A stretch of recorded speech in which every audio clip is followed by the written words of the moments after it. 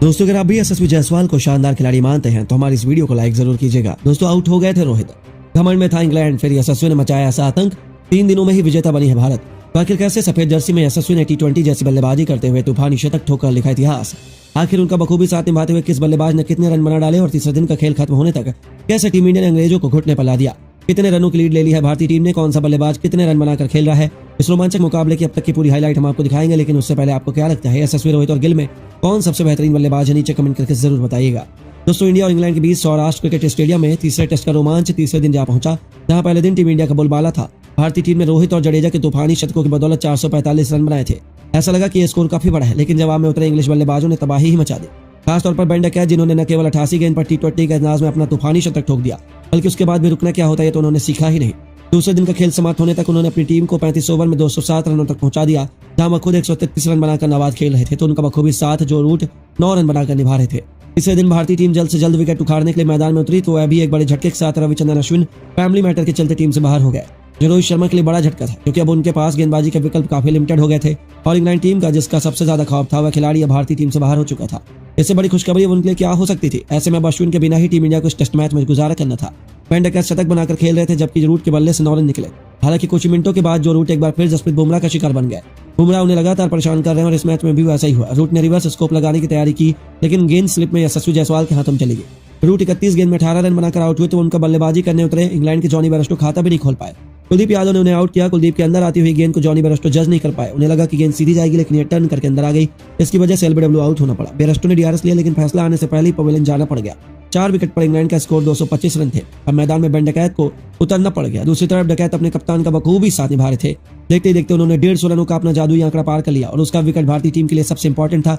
उसी वक्त भारतीय टीम को बेन डकैत का विकेट मिल गया। कुलदीप यादव ने उनका शिकार किया। ऑफ स्टंप के बाहर की गेंद को डकैत सीधे कवर में शुभमन गिल के हाथों में मार बैठे। उनके बल्ले से 153 रनों की पारी निकली, जिसके स्टोक्स के फोक्स क्रीज पर थे। लेकिन राजकोट टेस्ट में तीसरे दिन का पहला सेशन टीम इंडिया के नाम रहा। भारतीय टीम ने इंग्लैंड के 3 बल्लेबाजों को आउट कर दिया। इसमें शतकवीर बेन डकैत भी शामिल थे। लंच तक इंग्लैंड ने 5 विकेट पर 290 रन बना लिए। अब टीम इंडिया के पास इंग्लैंड को जल्द से जल्द आउट करने का सुनहरा मौका था और जैसी उम्मीद थी वैसे ही हुआ। इंग्लैंड को तीसरे दिन लंच के बाद बड़ा झटका लगा। टीम के कप्तान बेन स्टोक्स सेट होने के बाद बड़ी पारी नहीं खेल पाए। रविंद्र जडेजा को गेंद को छक्का मारने की कोशिश में वह आउट हुए। उन्होंने गेंद को उड़ाने की कोशिश की, लेकिन ये बल्ले पर ठीक से नहीं आई। जसप्रीत बुमराह ने बाउंड्री पर उनका कैच लिया। स्टोक्स के बल्ले से 41 रन निकले। इसके बाद अगली गेंद पर मोहम्मद सिराज ने बेन फोक्स को आउट किया, जिसके नतीजतन इंग्लैंड का स्कोर 300 रन पर 7 विकेट हो चुका था और भारतीय टीम पूरी तरह से अंग्रेजों पर हावी थी। गिरते विकेटों के बीच इंग्लैंड को अपने टेल से उम्मीद थी, लेकिन रेहान अहमद को मोहम्मद सिराज ने बोल्ड किया और जडेजा की गेंद पर टॉम हार्टले LBW आउट हो गए। फिर सिराज ने एंडरसन को आउट किया और इंग्लैंड की पहली पारी 319 रनों पर सिमट गई। उसके लिए सबसे अधिक बेन डकैत ने 151 गेंदों में वनडे अंदाज में 153 रनों की पारी खेली। हालांकि उन्हें छोड़कर कोई भी बल्लेबाज भारतीय गेंदबाजों को टिक कर सामने नहीं कर सका, जिसके दम पर टीम इंडिया ने 126 रनों की लीड हासिल की और भारतीय टीम के लिए सबसे अधिक मोहम्मद सिराज ने 4 विकेट चटकाए।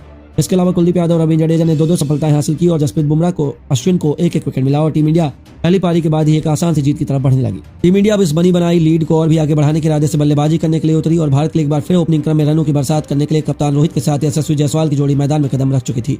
पहले ओवर जेम्स एंडरसन गिन रहे थे और इसी ओवर की तीसरी गेंद पर यशस्वी ने सिंगल लेकर भारत का खाता खोला। सलामी बल्लेबाज रोहित शर्मा, यशस्वी जायसवाल ने दूसरी पारी में सदी शुरुआत की। रोहित ने जरूर कुछ आक्रामक शॉट खेले, लेकिन यशस्वी जायसवाल गेंद डिफेंड कर रहे थे। 9 ओवर के बाद भारत का स्कोर 27 रन था और टीम की बढ़त 153 रनों की हो चुकी है। रोहित 17 जबकि यशस्वी 32 गेंद पर 9 रन बनाकर खेल रहे थे। हम मजबूत स्थिति में थे। हालांकि तभी भारतीय टीम को दूसरी पारी में 30 के स्कोर पर पहला झटका लग गया। पहली पारी में शतक लगाने वाले कप्तान रोहित शर्मा जो रूट की गेंद पर LBW हो गए। उनके बल्ले से 19 रनों की पारी निकली।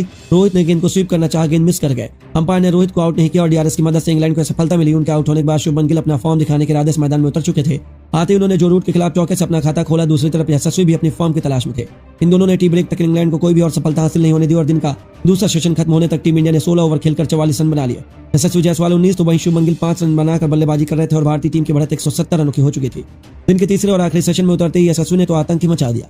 भारतीय टीम ने जल्द 200 रनों की बढ़त बना ली और तीसरे सेशन में शुभमन गिल और यशस्वी जायसवाल सूझबूझकर बैटिंग कर रहे थे।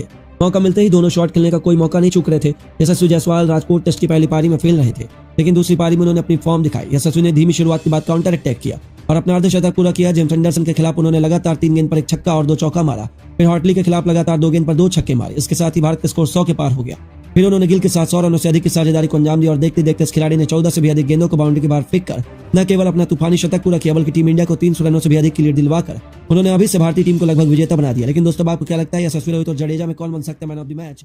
नीचे कमेंट करके